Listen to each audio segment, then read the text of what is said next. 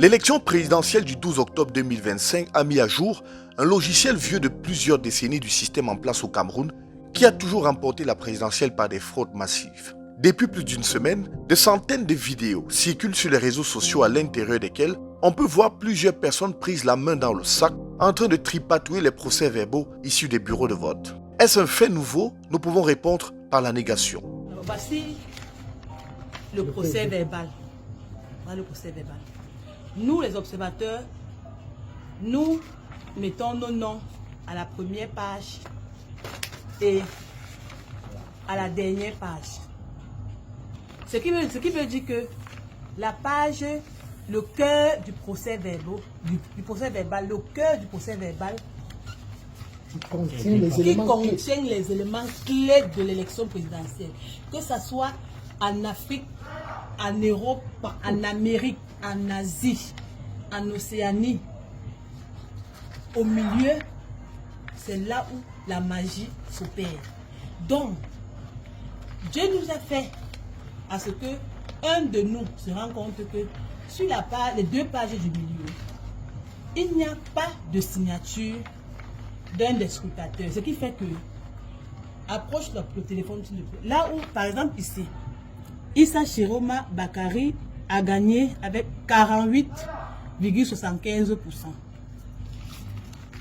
Si eux, les gens de l'ECAM, ils enlèvent cette page-ci, parce que c'est ça qui est très important, si ils enlèvent la page-ci, ils jettent, ils doublent, ils jettent, et ils créent une autre page, parce qu'ils en ont cette photocopie des milliers et des milliers. Ils peuvent conserver là où nos noms sont écrits et là où nous avons signé, qui sont les deux premières pages. Si, ils peuvent enlever ça, ils conservent ça.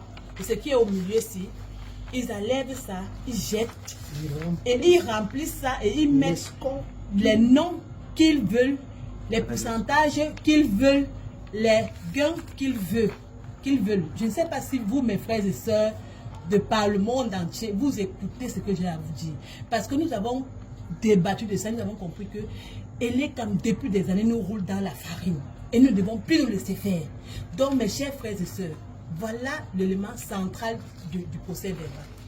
Et cet élément central, il n'y a aucune signature posée dessus. Aucune signature d'aucun scrutateur.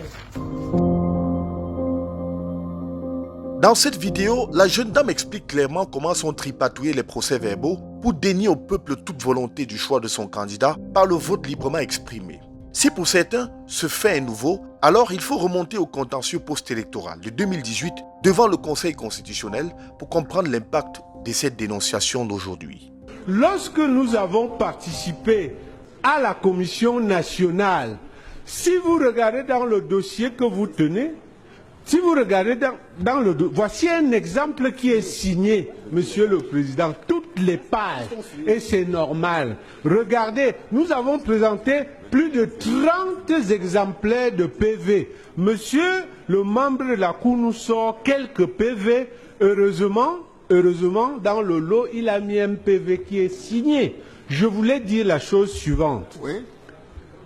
Dans le PV que nous avons signé, un magistrat rigoureux, il a tenu à ce qu'on signe toutes les pages où il y avait les chiffres. Pourquoi dans ces rapports, dans ces PV, qui de par la loi doit être signé, on a des chiffres partout, rien n'est signé. Donc, je ne voudrais pas qu'on perde le temps. On nous a accusé d'avoir produit de faux chiffres. Je crois que toute la salle, avec votre permission, on pourrait passer à tous ceux qui sont dans la salle. Chacun peut consulter individuellement les fiches que nous tenons. Ces fiches ne sont pas signées.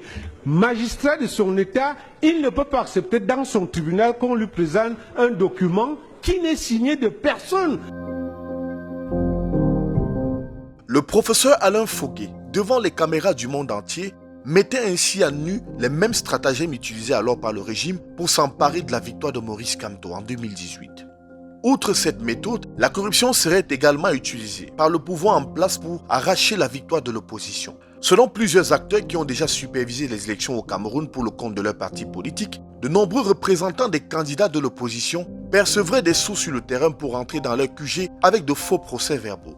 des pratiques qui entachent fortement la crédibilité des élections au Cameroun et qui amènent le pays à basculer à chaque fois dans des cycles de contestation interminables. À titre d'illustration, près de 1000 militaires et sympathisants du MRC ont été arrêtés entre 2019 et 2025 pour avoir dit non au hold-up électoral.